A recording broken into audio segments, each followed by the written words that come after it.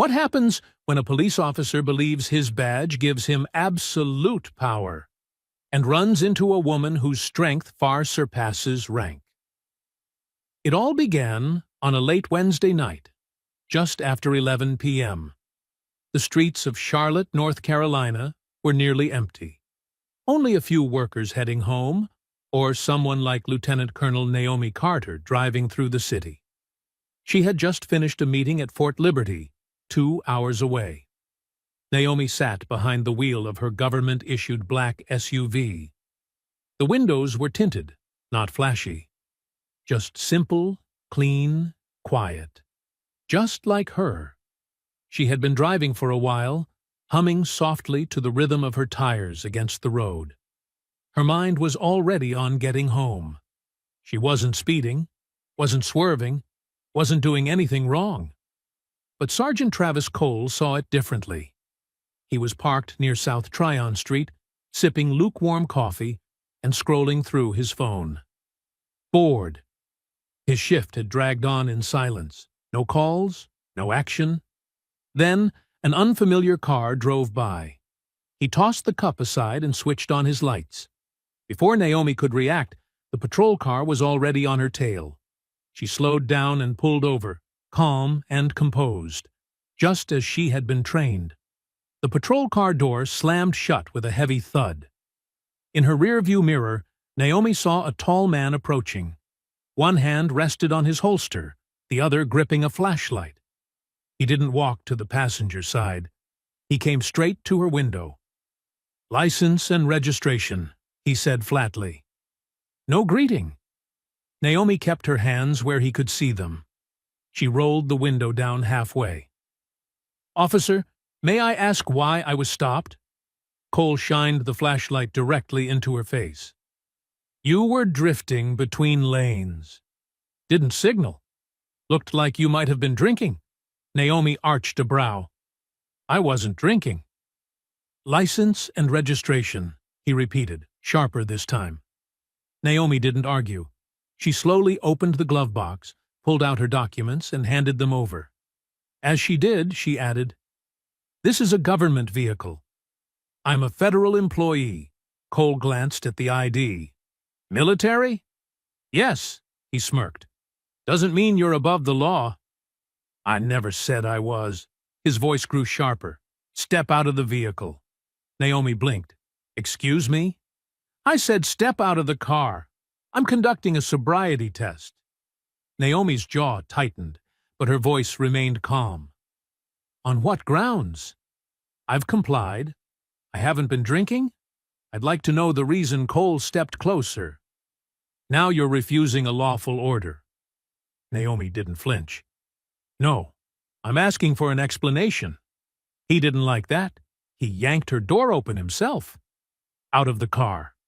Now, that's when Naomi quietly unlocked her phone, switched on the camera, and began recording. "Just so we're clear," she said evenly, "this conversation is being recorded." The black SUV pulled over to the curb. The red and blue lights from the patrol car flashed across its surface like blades cutting through the damp, cold night of Charlotte. The stillness of the street was shattered by the short wail of a siren that still echoed in Naomi's ears. She turned off the engine, both hands resting squarely on the steering wheel, her eyes fixed on the rearview mirror. A tall man's silhouette grew larger as he approached. Each footstep thudded in the silence like a hammer against her chest. One hand hovered over his holster, the other sweeping a flashlight across the dark. Naomi drew in a deep breath. Years in the military had put her through situations far more dangerous than this.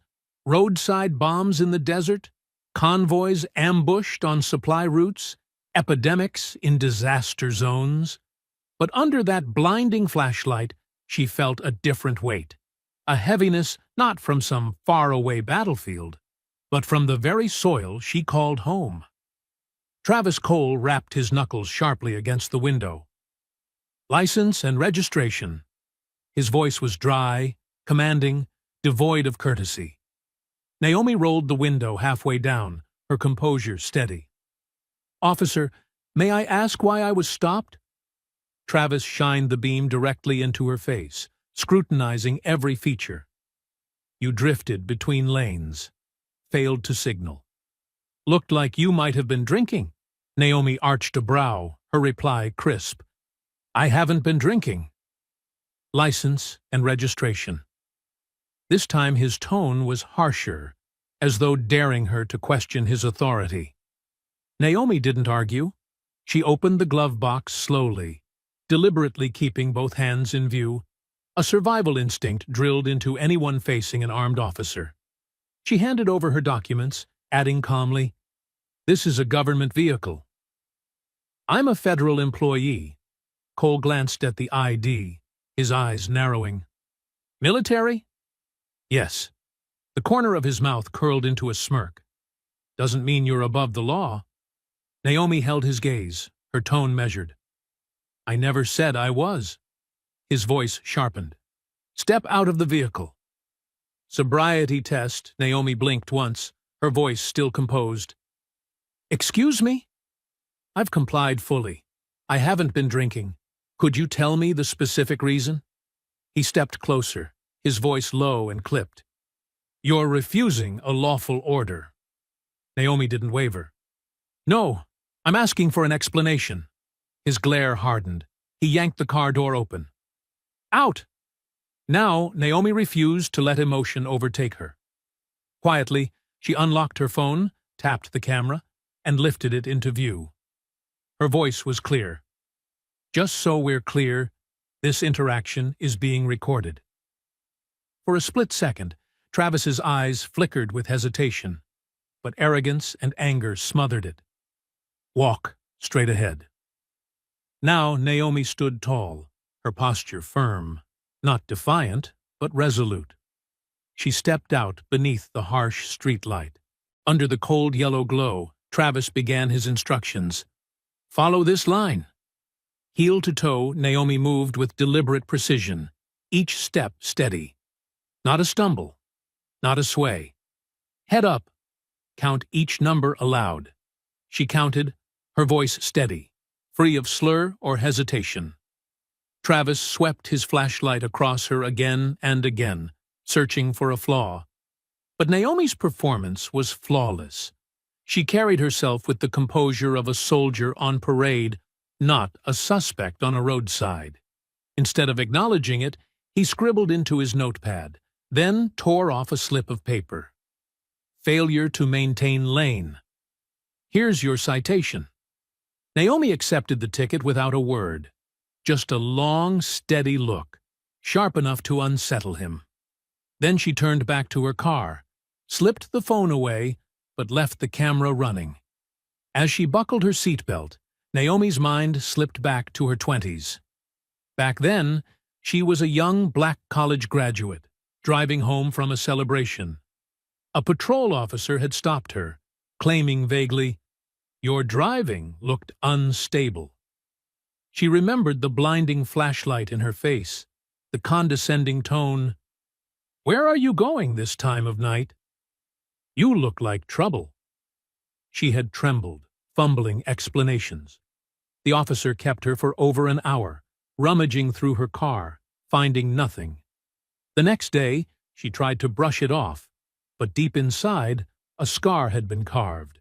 The feeling of being treated like a criminal for nothing more than her skin and her gender. Years later, wearing the uniform, she thought she had left that fear behind. But now, standing before Travis Cole, she realized those memories had never left. They were what steeled her resolve. This time, she would not remain silent. Naomi restarted the engine, her eyes locked on the road ahead. The citation sat on the passenger seat, a meaningless stain of injustice. Travis strode back to his cruiser, tossing his notepad onto the dashboard, muttering under his breath. Think that military ID makes you untouchable? I'm the law here. Meanwhile, Naomi tightened her grip on the wheel. Her breath came heavy, but not from fear, from resolve. This time, she would not let it pass. That night, Travis Cole returned to the precinct. The wall clock read 11:45. The hallway silent except for a few flickering neon lights on the ceiling. He unfastened his gun belt and dropped into a chair in the break room. The bitter taste of lukewarm coffee still lingered on his tongue. In Travis's mind, the traffic stop was nothing worth remembering. Just another black woman, claiming to work for the government, who thought she knew the law well enough to question him. To Travis, it was nothing more than a story to amuse his colleagues. "Quiet night, Cole?" a young officer asked as he walked in. Travis gave a dry chuckle, shrugging. "Yeah, nothing much, except for some lady who thought she was special. Flashed her military ID like I was supposed to snap to attention." He cracked open a soda, tilting his chin with a smug smirk. At that moment, James Harlan, a longtime colleague, stepped inside. Harlan was the quiet type, but observant, the kind who noticed more than he said. He set a file down on the table, glancing at Travis. "You said military ID? Who was the woman?" "Carter. Naomi Carter, I think," Travis replied carelessly. Harlan froze. "You mean Naomi Carter? From Fort Liberty?" "Yeah, maybe. She said she was a federal employee." "Why?" Harlan's eyes hardened. "Do you know who she is?" "That's Lieutenant Colonel Naomi Carter. High-ranking, decorated in Middle East campaigns. She's in charge of logistics at Fort Liberty. Cole, this woman has serious influence." Travis laughed, waving him off. "Medals? Rank? None of that matters on these streets. Out here, I'm the law." Harlan frowned, lowering his voice. "You'd better be careful. She's not some teenager on the corner. Someone like Carter has the authority to make this go very far." But Travis only shrugged and stood up. "You worry too much, James. She's just a driver who got pulled over. I've got a citation in my pocket. End of story." He tossed the empty soda can into the trash, that smirk still plastered on his face. To him, the matter was closed the moment he tore off the ticket.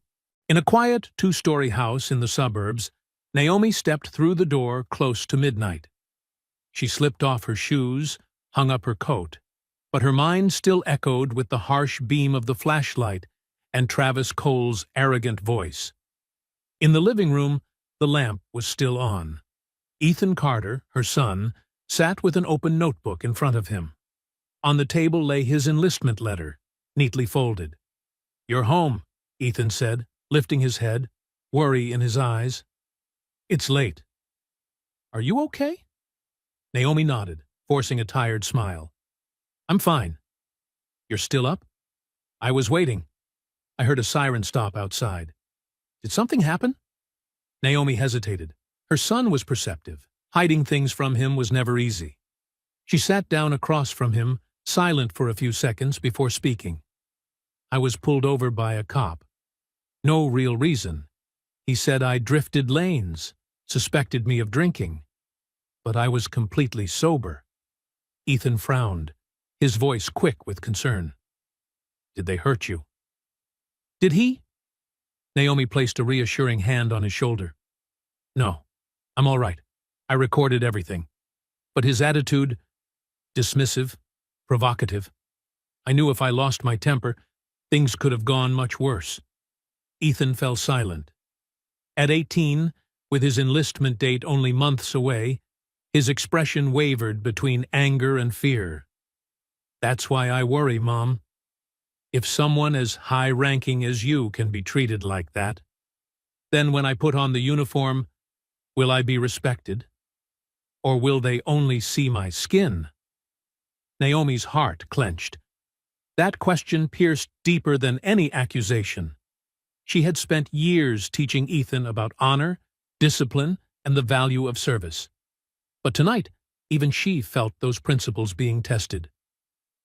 "My son," her voice cracked slightly, "that's exactly why I can't stay silent. If I let this pass, you, and every young soldier, would think silence is the only way to survive. But no, we have to change this.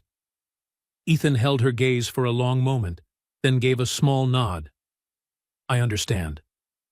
But promise me you'll be careful. I don't want to see you hurt. Naomi gripped his hand firmly, her eyes shining with determination. I've lived my life protecting what's right. This time will be no different. I'm not doing this just for myself. I'm doing it for you, and for everyone who will wear the uniform in the years ahead. Later, after Ethan had gone to bed, Naomi sat alone in her study. The desk lamp cast a weary glow over her face. On the laptop screen played the recording, Travis Cole's flashlight cutting across her face, his raised voice, his hand hovering dangerously near his gun. She replayed it again and again, each detail tightening in her chest. Every flash of light brought back the memory of her 20-year-old self. A young black woman trembling by the roadside, interrogated without reason, treated like a suspect for nothing more than her skin. She closed her eyes, exhaling a heavy breath. When she opened them, the fatigue had been replaced by resolve. She opened her email, typing quickly to Captain Maria Lopez, her longtime friend and military lawyer. Maria, I need to see you. It's urgent. I'll attach the video. Please watch it and let me know. Naomi. She hit send, then sat still in the silence. Outside, the night wind rustled through the trees, carrying a suffocating stillness. But inside Naomi, a flame had been lit. This time, she would not remain silent. The next morning, Naomi arrived at Fort Liberty earlier than usual. Her uniform was crisp, her shoes polished, but her eyes no longer carried the calm of ordinary days. Instead, a quiet determination was growing stronger within her. She walked straight into her office and called her aide. Prepare all my personal records and the paperwork for the government vehicle. I need to file a complaint. The aide froze for a moment, but one look at Naomi's eyes was enough to understand. This wasn't a burst of anger. It was a decision made with careful thought. By noon, Naomi drove to meet Maria Lopez, her military lawyer and longtime friend who had stood beside her through many campaigns. Maria sat down, opened her laptop, and played the video Naomi had sent the night before. The glow of the screen lit her face. At first she was calm, but within minutes her brow furrowed tightly. My God, Naomi? His hand was practically on his gun. For an officer like you, fully cooperative, there was no justification for that. This wasn't just disrespect, it was intimidation. Naomi nodded, her voice low and steady. I'm not doing this to pick a fight with a cop. But Ethan is about to enlist. He asked me if wearing the uniform truly earns respect. I can't let him step into service believing that silence is the only way to survive. Maria clasped Naomi's hand. All right, we'll file a formal complaint. This will be a civil rights case, and I'll be with you all the way. While Naomi gathered her documents, news of the incident had already begun to leak.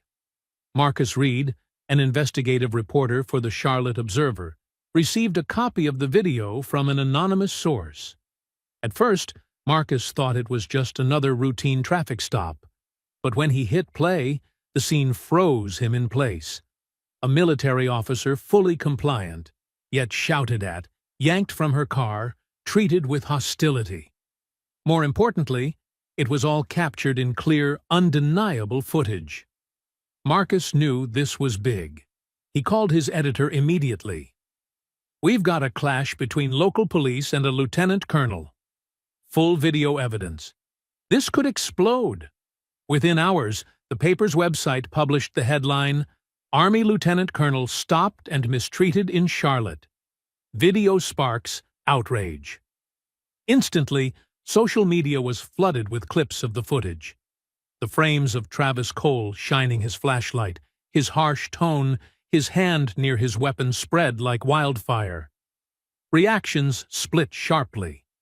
Some defended him. The cop was just doing his job. If she had nothing to hide, why be worried? But countless others voiced anger. This is a lieutenant colonel, a black woman who has served this country for over 20 years. And she was treated like a criminal? Shameful analyses, live-stream debates, and hashtags like Justice for Naomi Carter and accountability now climbed to the top of trending lists. Meanwhile, Naomi stayed silent. No interviews, no public statements. She left media handling to Maria, while she focused on her work and the legal process. 3 days later, an open letter appeared in newspapers and across social platforms. The signature, the Association of Black Veterans of North Carolina. The letter read, "We who have served this nation cannot stay silent when one of our fellow officers is treated in this way." Lieutenant Colonel Naomi Carter has dedicated her life to the military, leading in some of the hardest moments. If someone like her can be subjected to abuse of power, what will happen to ordinary citizens? This is not about a traffic ticket. This is about a dangerous imbalance of power that must be addressed. The letter was shared thousands of times. Veterans in other states echoed their support, declaring Naomi a symbol against systemic abuse of authority. Meanwhile, at the precinct, Travis began to feel the shift. Colleagues who once joked with him now fell silent when he entered the room. Whispers trailed behind his back, eyes turned away. Online, his name flooded with criticism. Local television replayed the video, dissecting every gesture, every word. In the break room, James Harlan laid a newspaper on the table and stared at him. "Cole, do you see now? I told you, this isn't a small thing anymore." Travis crossed his arms, leaning back in his chair, his tone sharp. "Media always exaggerates. I followed procedure. She didn't comply immediately. I had the right to test her." Harlan exhaled heavily, shaking his head. "You had the right, yes. But the way you did it was wrong. And now the whole world has seen it." For a moment, Travis stayed silent. But then he forced a smirk, masking the unease gnawing at him. Deep down, uneasiness crept into his chest. Yet arrogance still prevailed. He clung to the belief that his badge would shield him, just as it always had. On one side, Naomi Carter had formally entered the legal battlefield, backed by her lawyer, the veteran community, and public support. On the other, Travis Cole was growing increasingly isolated, yet still convinced he had acted by the book. The storm was no longer rumbling beneath the surface. It had erupted, on headlines, on social feeds, in coffee shop conversations, and across hashtags. And all eyes now turned toward one looming event, the trial ahead. On the polished wooden desk inside the Fort Liberty office, dozens of files and printed reports were neatly stacked. Maria Lopez spread the documents across the surface, facing Naomi. The desk lamp cast a heavy glow over their faces, making the room feel less like an office and more like the command center of a military campaign. Maria held a red pen, underlining details in the report. "Naomi, we need to align the narrative. That night, you were stopped at 11:15. Your speed was within the limit. You stayed in your lane, and you complied by providing your documents. Correct?" Naomi nodded. "Correct. Every move I made was slow, deliberate, and within his sight." Maria pressed her point. "The key here is that you never refused an order. You only asked for an explanation. That's the cornerstone of proving Cole abused his authority." Naomi exhaled, her hands tightening slightly. "I stayed calm, Maria. But I still remember his eyes, looking at me like I was a criminal, and his hand, always hovering near his gun." Maria made more notes, then opened the laptop and played the recording Naomi had made. The room filled with Travis Cole's harsh bark. "Step out of the car. Now." Naomi closed her eyes, but didn't look away. She forced herself to watch until the end. Maria shut the screen, her gaze steady. This is your strongest evidence, but you'll also have to testify. Are you ready for that? Naomi stayed silent for a moment. In her mind, Ethan's face appeared. Her 18-year-old son, with his enlistment letter sitting on the table. He had asked her if wearing the uniform truly earned respect. She lifted her head, her voice firm. I'm not doing this for myself. I'm doing it so my son knows his mother never stayed silent in the face of injustice. Meanwhile, at the precinct, Travis Cole was summoned into his superior's office. Captain Robert Mills, a graying man with a stern face, shut the door as soon as Travis entered. Cole, sit down. Travis crossed his arms, trying to look confident. What's this about, sir? Mills shoved a file across the desk toward him. She, Lieutenant Colonel Naomi Carter, has filed a lawsuit. Civil rights violation, abuse of authority, intimidation, and the entire thing is on video. Do you understand how serious this is? Travis raised his eyebrows, feigning nonchalance. She's blowing it out of proportion. I followed procedure. Anyone who doesn't comply immediately gets treated the same way. Mills slammed his hand on the desk, his eyes blazing. Don't you get it? This isn't some ordinary motorist. This is a lieutenant colonel with a spotless record, a community behind her, and the press on her side. If this case explodes, and it will, it's going to blow up right here, inside this department. Travis bit his lip, but kept his tone defiant. So what? We're supposed to bow down just because of her rank? I wasn't wrong. Mills glared at him, his words deliberate. You can believe you weren't wrong. But in court, and in the public eye, you'll be the officer who abused his power. Get ready. This won't be easy. Travis stormed out, his chest a mix of anger and unease. Outside, colleagues glanced his way, some pitying, others cold, none offering support. The night before the trial, Naomi sat alone in her living room. The warm light of the lamp fell over her uniform draped neatly across a chair, its rows of medals glinting like reminders of decades of service. The door creaked open. Ethan walked in, holding a mug of warm milk. Mom, you're still awake? Naomi smiled faintly, motioning for him to sit beside her. No, I was just thinking about tomorrow. Ethan placed the mug in front of her. Are you nervous? Naomi's eyes lingered on the bronze star pinned to her jacket. Yes. Anyone who says they're not would be lying. But what I fear more is you seeing me stay silent in the face of something wrong. Ethan lowered his gaze, then reached for her hand. I know you're strong. I just worry they'll treat you unfairly.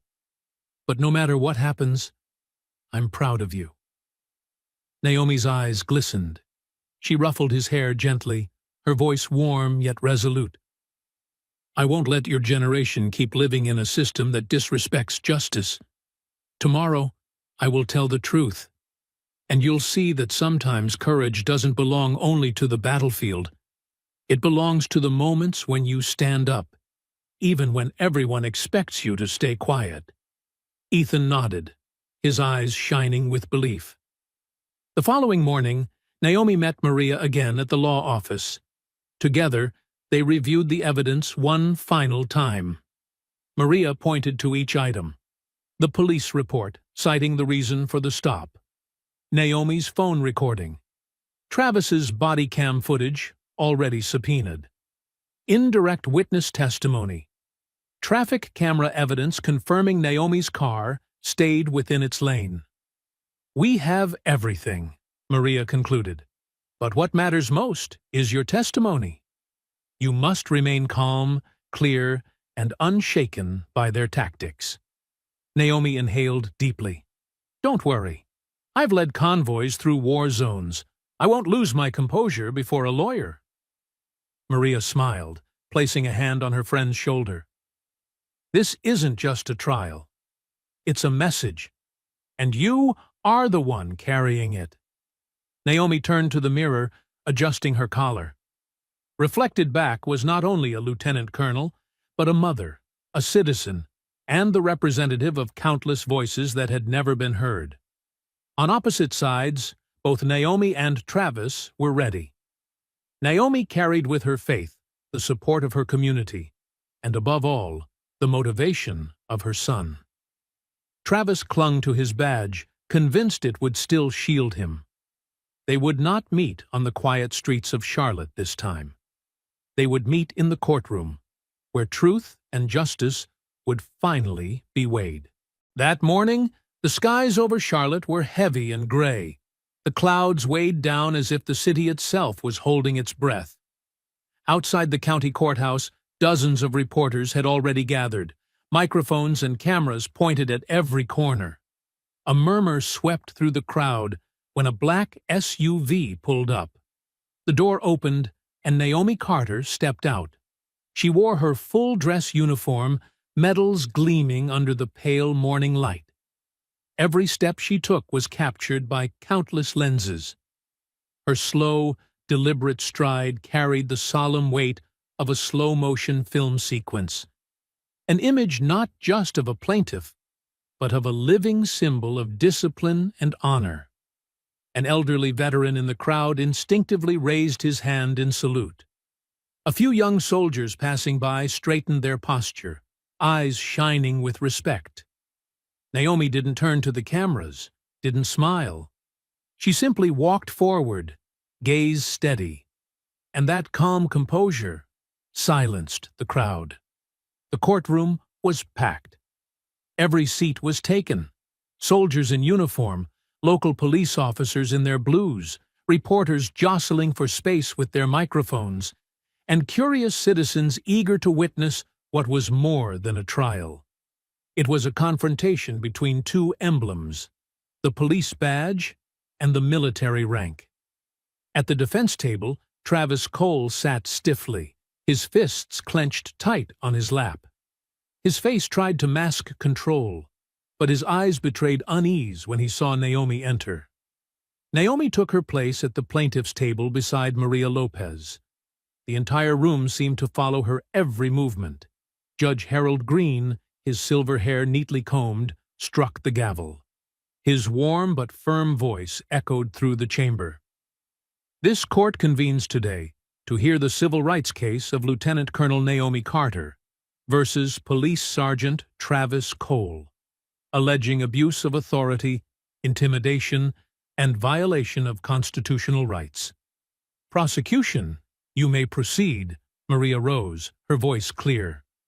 Your Honor, we ask to present video evidence of the incident, recorded both from Lieutenant Colonel Carter's phone and Sergeant Cole's body camera. The room dimmed as a large screen flickered to life.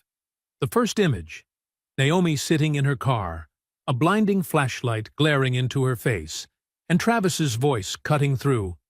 Step out of the car. Now. The chilling tone sent a ripple through the audience. A few young soldiers exchanged looks, struggling to believe an officer who had fully complied could be treated that way. Then the footage shifted to Travis's body cam. Shaky images, the flashlight darting across Naomi's face, his hand hovering dangerously close to his gun. Naomi's voice rang out, calm but firm. For the record, this conversation is being recorded. The courtroom held its breath. Eyes fixed on the screen, the truth laid bare, undeniable. Maria paused the video at the exact frame where Travis yanked the door open. The frozen glare of the flashlight hung in the silence. Maria turned toward Naomi. Lieutenant Colonel Carter, please take the stand. Naomi rose, her steps slow but steady, the echo of her boots reverberating in the silent room. She raised her hand for the oath, then faced the courtroom. Your Honor, that night I was driving back from Fort Liberty. I obeyed the speed limit, stayed in my lane, and had not been drinking. When ordered to stop, I complied. I provided my documents. I completed every test. I asked only one question. Why was I being ordered out of the car? Her voice was firm, unshaken, never raised. Instead of explaining, Sergeant Cole shouted, used intimidation, and kept his hand near his weapon. I knew very well how dangerous that could become. So I activated my camera, not to attack the police, but to protect the truth. Maria continued, "Why did you choose to bring this matter to court?" Naomi paused briefly, her eyes flicking toward Ethan, seated in the back row, before turning back to the judge. "Because I believe a badge is not a license to impose. It is a responsibility to protect. If I had stayed silent, my son would think accepting injustice is the only option. And I cannot allow that the courtroom was still." Several reporters' fingers flew across their keyboards. The defense attorney, Charles Brenner, a middle-aged man, rose. "Lieutenant Colonel Carter, isn't it possible Sergeant Cole was simply doing his job? Couldn't he have been concerned for safety when he thought he saw you drift from your lane?" Naomi replied calmly. "I did not drift. Traffic cameras have already confirmed it. I was sober, posed no danger." There was no basis for his claim. Brenner pressed on. "But you recorded the stop. Doesn't that show you already had a bias against police?" Naomi looked straight at him, her tone resolute. "I didn't record because of bias. I recorded because experience taught me silence does not keep you safe. Evidence does." The room fell silent again. At last, it was Travis's turn. He resisted, but the judge ordered him to testify. "Sergeant Cole," Judge Green began, "why did you order Lieutenant Colonel Carter out of the car?" Travis swallowed hard, his voice slow. "She questioned me. I found her behavior suspicious. I needed to investigate. Did she yell at you? Threaten you?" "No." "Did she refuse to comply with your requests?" "No. But she asked too many questions." The judge leaned back, raising an eyebrow. "And asking questions is grounds for criminal suspicion, Sergeant." Travis froze, no answer coming. Maria stepped forward, her tone sharp. "If she had not been a high-ranking officer, just an ordinary woman, would you have treated her differently?" Travis hesitated, then let the truth slip. "If I had known she was a lieutenant colonel, I would have acted differently." The courtroom erupted in murmurs. Reporters fired off breaking alerts. From the gallery, James Harlan, Travis's colleague, lowered his head in defeat. Naomi stood silently, not smiling, not triumphant, but her eyes spoke clearly. The truth had been revealed by the very man who wronged her. The trial had only just begun, but the truth was already laid bare. Naomi stood tall in her uniform, her words resonating. "A badge is not a license to impose. It is a responsibility to protect."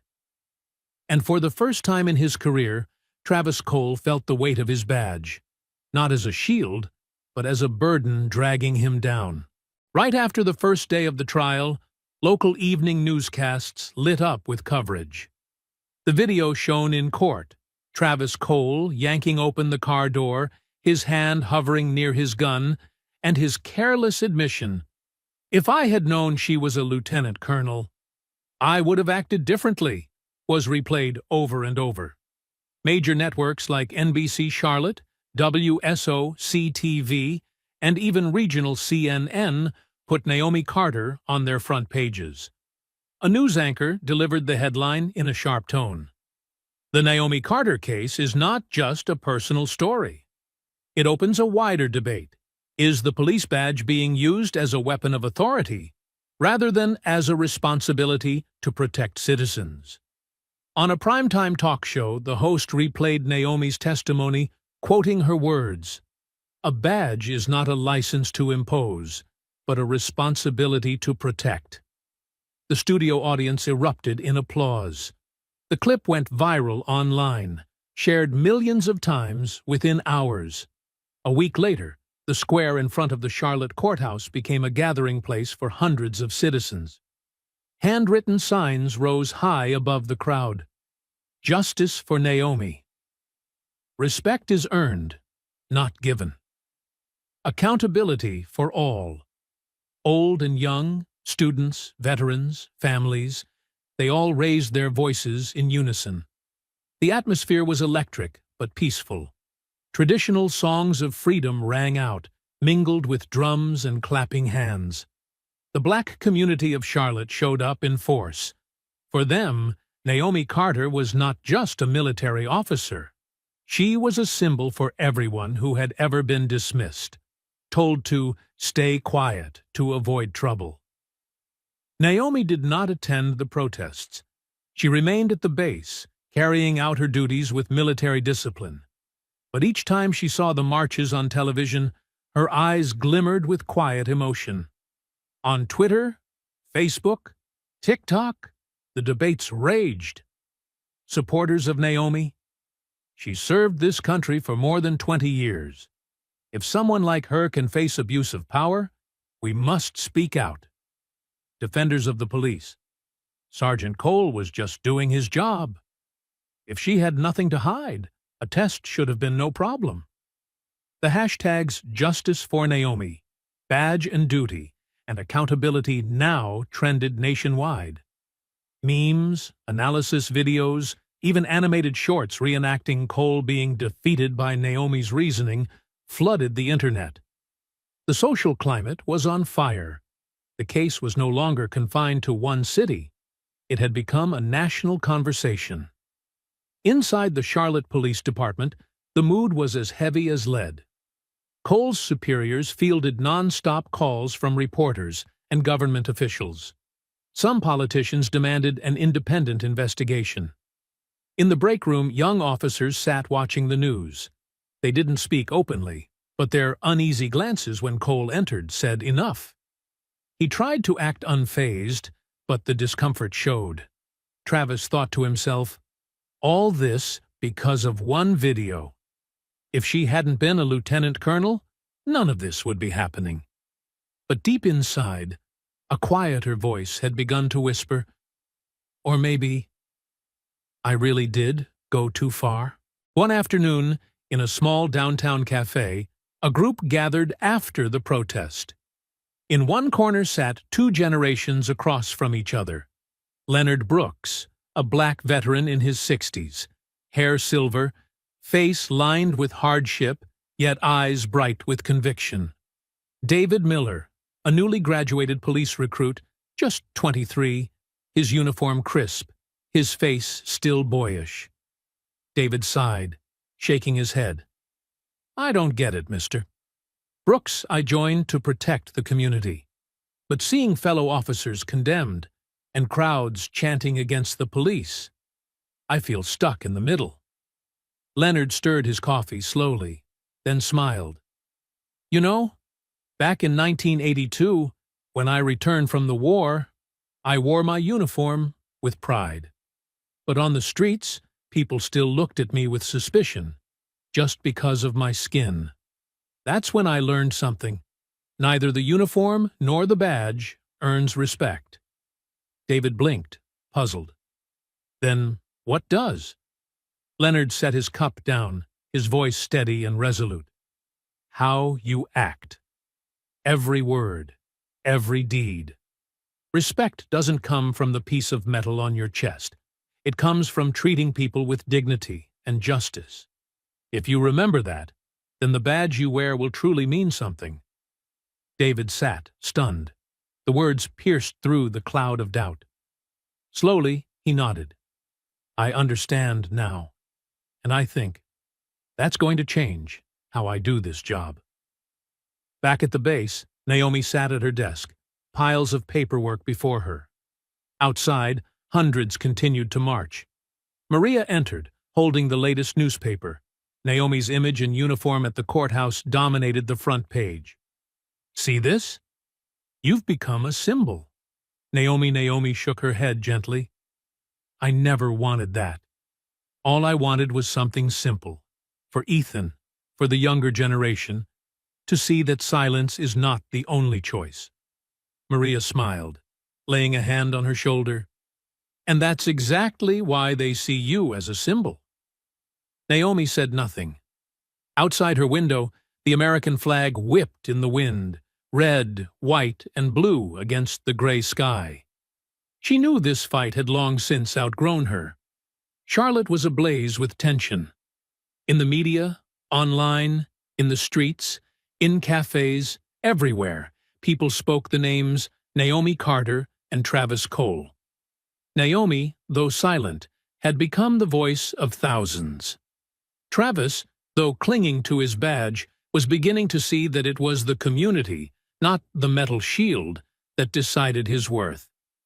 The struggle had broken past the courthouse walls. It had become a social movement. And now, all eyes turned to the final verdict. On the third day of the trial, the courtroom was packed as before. The atmosphere was heavy, tense. Journalists crowded the back, their cameras and lenses trained on the witness stand. Charles Brenner, Travis Cole's attorney, rose. Adjusting his tie, he stepped into the center of the room. "Your Honor, members of the jury," he began calmly. "We must remember that on that night, Sergeant Cole was simply following standard procedure. When a vehicle appears to drift from its lane, an officer has the authority to stop and investigate. When a driver fails to immediately comply, the officer has a responsibility to ensure safety, for himself and for the community." Brenner paused, sweeping his gaze across the jurors. Perhaps Sergeant Cole's tone was not ideal. But he did not use violence. He caused no injury. He made no arrest. We cannot allow a minor traffic stop to become a permanent stain on the entire department. At the defense table, Travis nodded slightly, clinging to hope that the argument would shift the tide. Maria Lopez rose, her eyes sharp as blades. "Your Honor, I'd like to ask Lieutenant Colonel Carter a few questions." Naomi stepped to the stand, her posture rigid in her uniform. Maria looked at her, voice ringing clear. "Lieutenant Colonel Carter, you heard Mr. Brenner claim that Sergeant Cole was merely following procedure. What is your response?" Naomi didn't hesitate. Her voice carried across the chamber. "Procedure is never an excuse for a lack of control." The courtroom fell silent. Naomi continued, each word deliberate. "In the military, we live by strict procedures. But if an officer uses procedure as a cover for arrogance or intimidation, then procedure becomes a mask for abuse of power. That night, I did not refuse. I asked a legitimate question, and for that, my car door was yanked open, and I was threatened by a hand resting on a gun. That was not procedure. That was a loss of control." Maria nodded, letting Naomi step back to the witness stand. The words still hung heavy in the room. Judge Harold Green cleared his throat. "Play the body cam footage again from minute 1:47. The lights dimmed. The large screen flickered on. The flashlight beam darted wildly. Travis's voice barked, "Step out of the car." "Now!" Then a close-up frame, his right hand pressing against the holster, fingers twitching slightly, waiting for the slightest excuse. The room was utterly still. Not a breath, not a cough. Only the low hum of the recording. Naomi's voice came from the screen, calm but resolute. "For the record, this conversation is being recorded." The contrast was stark. One side angry, domineering, the other calm, disciplined. The video stopped. The screen went black. The courtroom lights came back on, revealing faces tight with emotion. A female juror shook her head, her eyes red. A veteran in the back row clenched his jaw. Judge Green leaned forward, fixing his gaze on Travis. "Sergeant Cole, were you aware that your hand was on your weapon while addressing the plaintiff?" Travis swallowed hard, his voice strained. Yes. Did you observe that she complied, provided her documents, performed the test, and committed no violations? Yes. Then why did you still issue a ticket? Travis hesitated, eyes darting around, then muttered, Because she made me uncomfortable. The courtroom erupted in murmurs. Judge Green struck his gavel, calling for order. Naomi sat upright, heart pounding. That admission, simple as it was, laid bare the truth. Maria stepped forward, her tone steady but powerful. Your Honor, this is no longer about a traffic ticket. This is about civil rights. Lieutenant Colonel Carter committed no offense, yet she was treated like a criminal for daring to ask a single question, why was I stopped? If the right to ask is considered defiance, then what justice remains for any of us? The courtroom fell silent once again. Judge Harold Green rose, file in hand. His voice boomed with authority. After reviewing the evidence, the testimonies, and the video recordings, this court finds Sergeant Travis Cole guilty of violating Lieutenant Colonel Naomi Carter's civil rights. His actions disregarded professional standards, introduced unnecessary danger, and failed the responsibilities entrusted to a law enforcement officer. The gavel came down with a sharp crack. The court rules in favor of the plaintiff, Lieutenant Colonel Naomi Carter. No cheers, no applause, only the heavy silence of justice delivered. Naomi gave a slight nod, not to the judge or the jury, but to herself. She had stood her ground, and justice had spoken. At the defense table, Travis lowered his head. His shoulders trembled. Whether from anger or regret, no one could tell. But one thing was clear. The badge that once fed his arrogance had now become nothing more than a crushing weight. The trial had ended, but its echoes resounded throughout Charlotte and across America. Naomi had prevailed, not only for herself, but for everyone who had ever been forced into silence under abuse of power. And Travis Cole, for the first time in his life, had to face the truth. The badge could not save him, because it could not hide the truth. Travis Cole's apartment sat in a quiet Charlotte suburb. At night, the streetlights bled through the curtains, washing the room in a dim yellow glow. Travis sat alone on the sofa, his police uniform draped loosely over the armrest. On the table before him lay the suspension notice, the red stamp glaring, "Suspended pending review." He picked up a silver medal awarded 10 years earlier, back when he had charged into a car wreck and pulled 3 children from the flames. At the time, the press hailed him as a hero.